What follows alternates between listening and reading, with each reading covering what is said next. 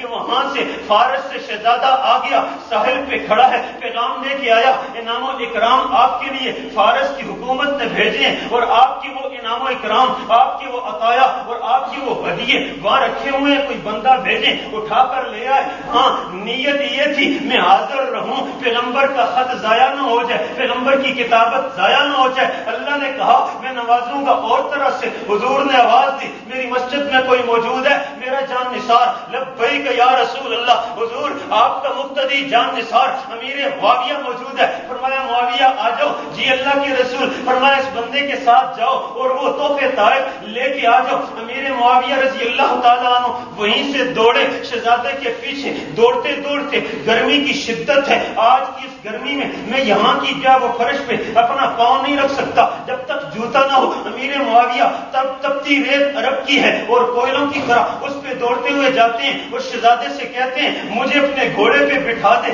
شہزادے نے کہا گھوڑے پہ بیٹھنے کا تصور بھی نہ کرو، میرے گھوڑے کا جو سایہ زمین پہ پڑتا ہے نا اس سائے پہ قدم رکھو، ہو سکتا ہے تیرے پاؤں پہ تپش کم لگے۔ امیر معاویہ دوڑتے دوڑتے جاتے ہیں، تحفے طائف لیتے ہیں، واپس آتے ہیں، امیر معاویہ کے پاؤں پہ رسول اللہ کی نظر پڑتی ہے۔ امیر معاویہ لے آیا، جی اللہ کے رسول لے آیا۔ اور یہ پاؤں کو کیا کیا؟ پاؤں پہ چھالے کیوں ہیں؟ پاؤں میں خون کیوں ہے؟ پاؤں پہ زخم کیوں ہیں؟ نشانات کیوں ہیں؟ امیر معاویہ کہتے ہیں اللہ کے رسول ننگے پاؤں جو گیا تھا اور تپتی ریت پہ گیا بھی تھا آیا بھی تھا، گرم ریت کے انگاروں کی وجہ سے یہ جو زخم پڑے ہیں۔ امیر معاویہ جوتے تھے نہیں، پہنے نہیں ہیں، اللہ کے رسول تھے پہنے نہیں ہیں، کیوں نہیں پہنے؟ امیر معاویہ نے تیری میری غمی شادی، تیری میری معاشرت کے لیے اصول وضع کر دیا، میں نے تمید باندھی ہی صرف اس وجہ سے ہے کہ میں آپ کو شادی پہ لانا چاہتا ہوں۔ امیر معاویہ نے کہا اللہ کے رسول میں کاتب ہوں آپ کا، اور کاتب جو لکھتا ہے اگر اس پہ عمل کر کے نہ دکھائے نا تو دنیا کل کو تانا کرے گی۔ لکھتا ضرور تھا، علم ضرور تھا، اپنا عمل نہیں تھا، سینے میں علم تھا لیکن اپنے اعضاء و جوارح پہ اس کا عمل نہیں تھا۔ اللہ کے رسول میں نے حدیثیں لکھی ہیں جن حدیثوں پہ یہ لکھا ہے من تمسک بسنتی عند فساد امتی، ان حدیثوں پہ لکھا ہے کہ حضور کی ایک ایک حدیث پہ عمل کرنا دنیا آخرت کی نجات ہے۔ اللہ کے رسول جب آپ نے حکم دیا تھا تو میرے جوتے دوسرے کونے میں تھے، میں چاہتا اس کونے میں جا کے جوتے اٹھا کے لاتا، لیکن میں نے عمل پہ 10ویں حصے پہ عمل کرنے کی بجائے پورے کے پورے 100 حصے پہ عمل کرنا کی کوشش کی۔ میں نے کہا آج پاؤں جل جائیں تو جل جائیں، پورا عمل کر کے دکھاؤں کہ جوتے لینے کے لیے جاؤں گا تاخیر ہو جائے گی۔ پیغمبر کے حکم کے ماننے میں اتنی تاخیر بھی نہیں ہونی چاہیے، پیغمبر کے حکم کو ماننے میں اتنی تاخیر بھی نہیں ہونی چاہیے۔ میں نے اتنی تاخیر کیے بغیر شہزادے کے پیچھے بھاگا اور تپتی ریت پہ میرے یہ قدم اس طرح جو ہے وہ جل گئے ہیں، اس وجہ سے میرے آقا نے دیکھنا، نیت یہ تھی حضور کا خط ضائع نہ ہو اس لیے ٹھہرے، لیکن اعزاز کس طرح مل رہا ہے؟ آج تک ابو بکر کو اعزاز مل چکا تھا، حضور نے کہا تھا ارحم امتی بامتی ابو بکر، عمر کو اعزاز مل گیا تھا، حضور نے کہا تھا اشداء علی الکفار اشدهم فی امر اللہ عمر، حضرت عثمان کو یہ اعزاز مل گیا تھا، حضور نے کہا تھا احیاء عثمان، سب سے بڑا حیا والا عثمان ہے، سب سے بڑا غیرت والا عمر ہے، سب سے بڑا رحم دل ابو بکر ہے، اور حضرت علی کے لیے میرے آقا نے بڑا تمغہ دے دیا تھا، فرمایا اخذاہم علی، سب سے بہترین فیصلہ کرنے والا علی ہے۔ اگر آج امیر معاویہ کو یہ اعزاز نہ ملتا تو پھر امیر معاویہ کا رتبہ کم ہو جاتا۔ میرے آقا نے جلے ہوئے قدموں کو دیکھا، رستے ہوئے خون کو دیکھا اور نکلے ہوئے گھوڑوں کو دیکھا، میرے آقا نے فرمایا احلم امتی معاویہ، لوگوں سن لو میری امت کا سب سے بڑا بردبار، سب سے بڑا رحم دل اور سب سے بڑا بردباری اور تحمل رکھنے والا امیر معاویہ ہے۔ یا رسول اللہ آپ کا یہ اعزاز کب کام کرے گا؟ فرمایا اس وقت کام کرے گا جس وقت ایک طرف فوج علی کی ہوگی، دوسری طرف فوج امیر معاویہ کی ہوگی، دونوں صحابی ہوں گے، دونوں کے شہید ہوں گے، لیکن ادھر دیکھنا امیر معاویہ کا حلم کام کرے گا، امیر معاویہ کا تحمل کام کرے گا، بردباری کام کرے گی۔ امیر معاویہ علی کے شہیدوں کے جنازے میں بھی شریک ہوگا، اور روم کا بادشاہ جس وقت خط لکھے گا کہ میں حملہ کرنا چاہتا ہوں تو سب سے بڑے درد، سب سے بڑے دل اور سب سے بڑی بردباری کا مظاہرہ کر کے امیر معاویہ جیسا وہ صحابی کہ جس کے بارے میں علی فرماتے ہیں میرا دل چاہتا ہے اپنے 10 کوفیوں کو دیتا جاؤں، امیر معاویہ کا ایک فوجی لیتا جاؤں، امیر معاویہ کا ایک فوجی لیتا جاؤں، اپنے 10 کوفیوں کو دیتا جاؤں، کوفی 10 اور شامی 1 تولتا جاؤں اور میں دیتا جاؤں۔ وہ امیر معاویہ ایسے کڑیل فوجی رکھنے والا، ایسی شدت کی فوج رکھنے والا امیر معاویہ روم کے بادشاہ کو خط لکھے گا اور خط لکھ کر کہے گا یا قلب الروم، یا قلب الروم، اور روم کے بادشاہ نہیں، اور قیصر روم نہیں، اے روم کے حکمران نہیں، اے ملک روم نہیں، ایسا کوئی اعزاز نہیں دے گا۔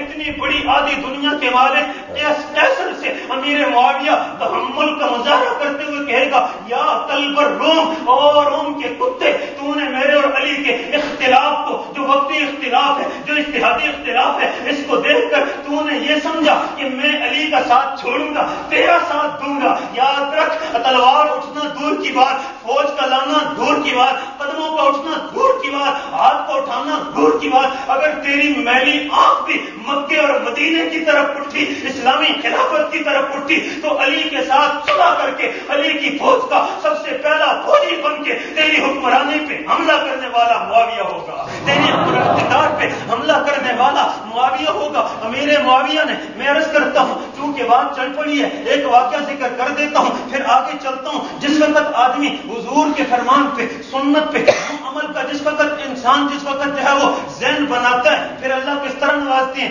ایک میں نے یہ مثال دی، ایک مثال اور دیتا ہوں۔ آپ نے حضرت عمر کو بھی سنا ہوگا، حضرت عثمان، حضرت علی، حضرت ابو بکر، سب کے اعزاز آپ نے سنے ہوں گے، لیکن یہ والی بات آپ نے کسی صحابی کے بارے میں نہیں سنی ہوگی جو اعزاز حضرت امیر معاویہ کو حاصل ہے۔ جب بندہ عبادت کرنے لگتا ہے، عبادت یوں کرے کہ بجائے فرشتوں کے شیطان اس کو جگانے کے لیے آ جائے، نہیں، آپ یوں کہہ دیں کہ دنیا میں 2 طاقتیں چلتی ہیں، ایک شیطان کی طاقت، ایک رحمان کی طاقت، ایک فرشتوں والی طاقت، ایک ابلیس والی طاقت۔ ابلیس کی طاقت ہمیشہ شر پہ برانگیختہ کرتی ہے اور فرشتوں کی طاقت ہمیشہ خیر پہ ابھرتی ہے۔ لیکن آج اتنا عمل پاکیزہ ہے، اتنا عمل خالص ہے، اتباع سنت اتنی عظیم ہے کہ پاؤں کو جھنجھوڑا جا رہا ہے اور سر کو ہلایا جا رہا ہے۔ امیر معاویہ کی آنکھ کھلی، تہجد کا وقت ہے، ہاتھ کو پکڑا، میرے اس کمرے میں کسی کو آنے کی اجازت نہیں ہے، تو بلا اجازت کون آ گیا؟ اجنبی آدمی۔ جب امیر معاویہ کو اللہ صحابی کو زیرکی دیتا ہے، بصیرت دیتا ہے، اندر کا نور عطا کرتا ہے، جب ولی کو ملتا ہے تو صحابی کو بدرجہ اولا ملتا ہے، اس لیے صحابی کے قدموں پہ چل کے ولی بنتا ہے۔ امیر معاویہ نے ہاتھ پکڑا کہ تو میرے اس کمرے میں،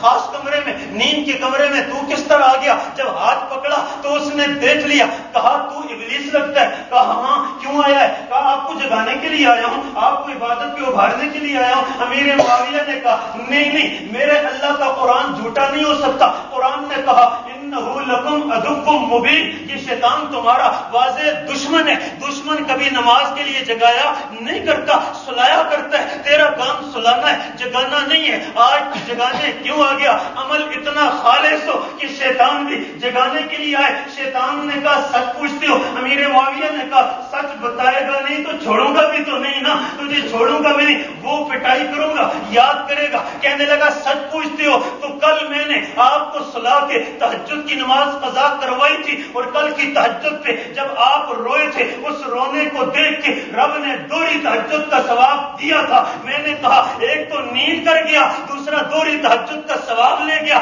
میں نے کہا چلو نیند بھی جائے اور ثواب لے تو ایک لے، اس لیے جگانے کے لیے آ گیا ہوں، اس لیے جگانے کے لیے آ گیا ہوں۔ اتباع سنت کرے تو یوں کرے کہ شیطان جگانے کے لیے آئے اور شیطان عبادت پہ ابھارنے کے لیے آئے۔ یہ ضرب بھی امیر معاویہ کا، اللہ کی قسم امیر معاویہ رضی اللہ تعالیٰ عنہ وہ عظیم صحابی ہے، جس عظیم صحابی پہ آ کے میں ایک بات عرض کر کے آگے چلتا ہوں۔ آج سیدنا امیر معاویہ پہ ایک طرف افراط ہے، دوسری طرف تفریط ہے، لیکن میں افراط اور تفریط سے بچتے ہوئے اپنے استاد، مجھے فخر ہے، میں ایک دفعہ